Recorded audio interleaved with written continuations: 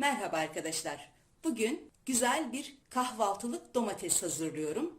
Fırında közlenmiş kahvaltılık domates. Domateslerimi önden yıkadım. İyice suları süzüldü, kurudu. Şimdi bunları fazla iri olmayacak şekilde doğruyorum. Şu orta göbeğini alıyorum. Şöyle dilimliyorum. Bu işlemi yaparken domateslerin az sulu olanlarını tercih etmek gerekir. Bu yumurta domatesleri bu iş için gerçekten çok uygun. Çünkü az sulu, az çekirdekli. Bütün domateslerimi bu şekilde hazırlıyorum. Hazırladığım domatesleri üst üste gelmeyecek şekilde yan yana diziyorum. Şöyle bir fırın tepsisine yağlı kağıt koydum.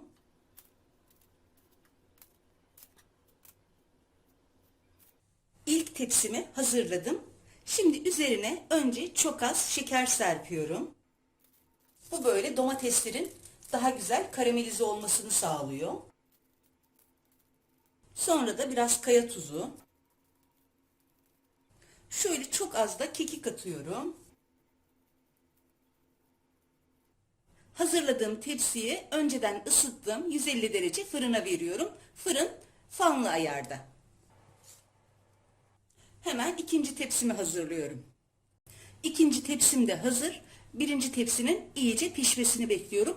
O tepsiyi çıkardıktan sonra ikinci tepsiyi yerleştireceğim. Bulunduğunuz ilde hava ortamı sebze kurutmaya müsaitse ve sebze kurutacak yeriniz varsa domatesleri fırında değil de güneşte de kurutabilirsiniz. Yine aynı işlemi güneşte kurutarak da yapabilirsiniz. Tek farkı bu biraz fırında piştiği için hafif bir köz tadı var. Onun dışındaki bütün işlemler aynı. İlk tepsi domateslerim pişti. Bu şekilde. Hemen ikinci tepsiyi fırına attım. 3 diş sarımsak soydum. Böyle minik minik doğradım. Kavanozumun içine bir miktar sarımsak alıyorum. Üzerine domatesler böyle daha sıcacıkken hemen domatesleri yerleştiriyorum.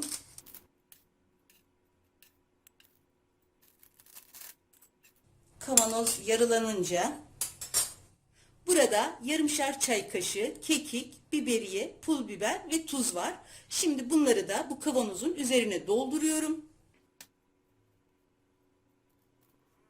Tekrar domateslerle üstünü dolduruyorum.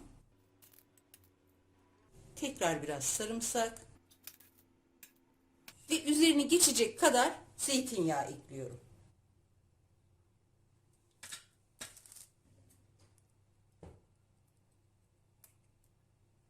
Hiç kullanılmamış, kaynatılıp kurulanmış bir kapakla ağzını sıkıca kapatıyorum. Şöyle 3 geri, 1, 2, 3. Bir ileri yaparak iyice kapatıyorum. Hepsi bu kadar. Şimdi diğer kavanozumun dibine de biraz sarımsak alıyorum. Domatesin kendi sıcağıyla bu şekilde vakumlanıyor. Gayet de güzel oluyor. Bunları da bu kavanoza alıyorum. Diğer tepsidekiler pişince onları da yine aynı yöntemle kavanozlayıp vakumluyorum.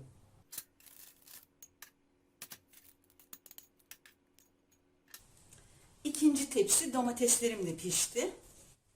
Bunları da aynen diğer kavanozlar gibi kavanozlayıp üzerine zeytinyağı dökeceğim. Önce kavanozumun içine biraz sarımsak alıyorum. Hemen böyle sıcak sıcak kavanoza koymak gerekiyor ki vakumlanabilsin. Biraz biberiye, biraz pul biber, biraz kekik, şöyle yarım çay kaşığı kadar da tuz. Tekrar üzerine biraz domates. Ve üzerini geçecek kadar zeytinyağı.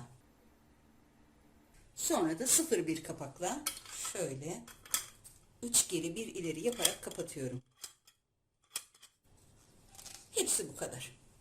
Közlenmiş domateslerimi 3 gün beklettim. İkisini vakumladım, birini vakumlamadım. Bu şekilde 3 gün bekletmemin sebebi baharatların, sarımsağın, domatesin hepsinin tadının birbirine geçmesi. Bu sos Yapılır yapılmaz da hemen yenebilir. Ama şöyle birkaç gün beklediği zaman bütün tatlar birbirine geçtiğinde çok daha lezzetli oluyor. Şimdi bir kısmını tabağa alıyorum.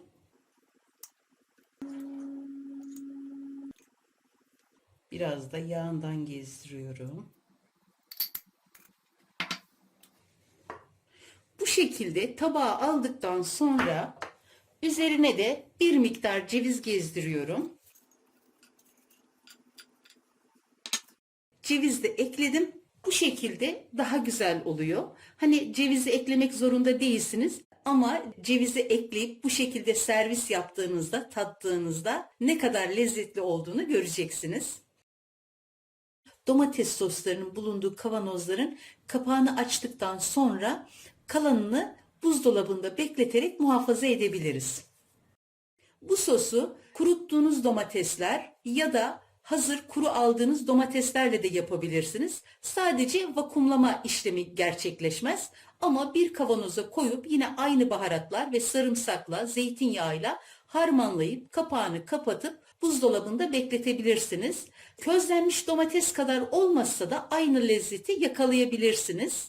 Bir de bu domates sosunun bu dibinde kalan zeytinyağını yeşil yapraklı salatalarınızda, özellikle yabani otlarla yaptığınız salatalarda sos olarak kullanabilirsiniz. Çünkü bu zeytinyağı içinde baharatların, sarımsağın ve domatesin o aromasını barındırdığı için salatalara, özellikle yeşil yapraklı ve yabani otlarla yapılan salatalara çok yakışmaktadır. Yani o dipte kalan zeytinyağını da bu şekilde değerlendirebilirsiniz.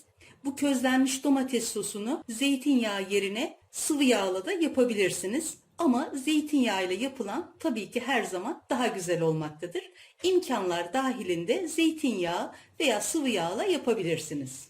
Bu sosu 1 ya da 2 kilogram domatesle deneyip mutlaka tadına bakın derim. Gerçekten çok güzel bir lezzet. Herkes yapsın, herkes denesin isterim. Yapmak ve denemek isteyen herkese şimdiden kolay gelsin, afiyet, şifa olsun.